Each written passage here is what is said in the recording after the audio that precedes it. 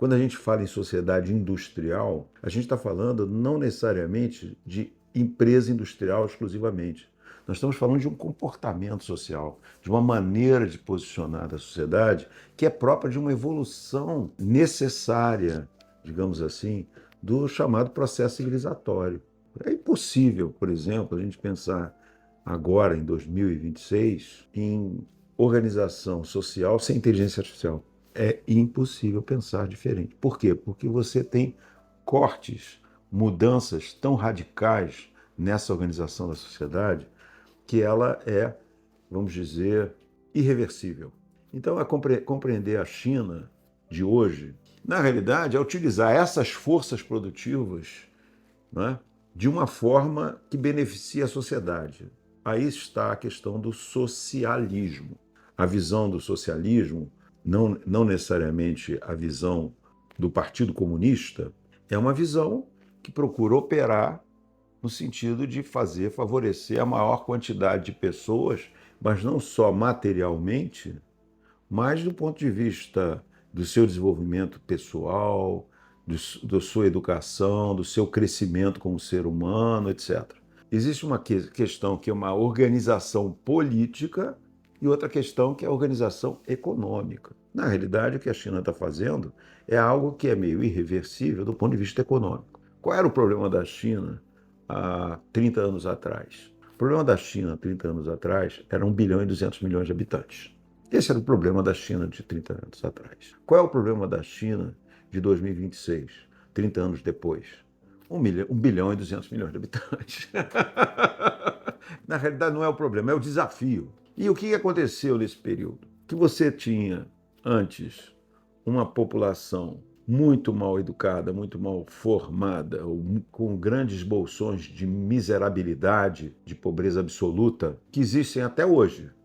Só que você tem dentro da China hoje o equivalente a uma Europa de classe média. Eles resolveram um problema já de 800 milhões de habitantes. Você não tem só 800 milhões de habitantes fora da linha de pobreza.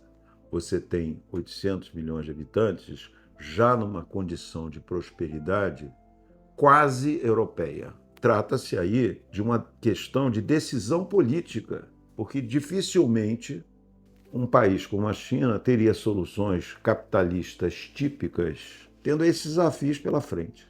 Não resolveria, possivelmente numa geração, nem duas, nem três, porque não resolveu durante os últimos séculos. A China foi um país miserável que foi atacado de todos os lados e cuja população sofreu as maiores dificuldades da história.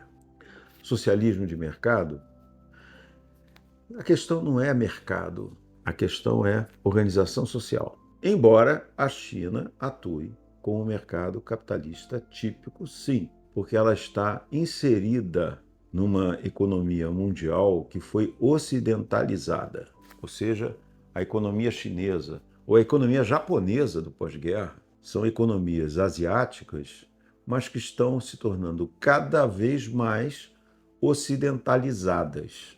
Basta ver as construções, o urbanismo, a maneira de vida das cidades, como as cidades se organizam, etc. Isso não quer dizer, por exemplo, que seja impeditivo haver propriedade privada na China. É uma visão errônea, e possivelmente esses equívocos estavam no modelo soviético, de esperar que tivesse um movimento autóctone sem liberdade com relação à iniciativa privada. Existe a iniciativa privada, ela é incentivada e, aliás, foi a iniciativa privada que contribuiu para o sucesso do crescimento chinês. Isso tudo explica esse desenvolvimento econômico que foi atingido, embora ainda se tenha que ter claro que tudo isso obedeceu a uma decisão do Partido Comunista Chinês. Isso não foi uma decisão do mercado. A gente não pode falar em socialismo de mercado. A gente tem que falar de um moderno socialismo, de um novo tipo de socialismo que merece ser estudado com todo cuidado, porque ele não perdeu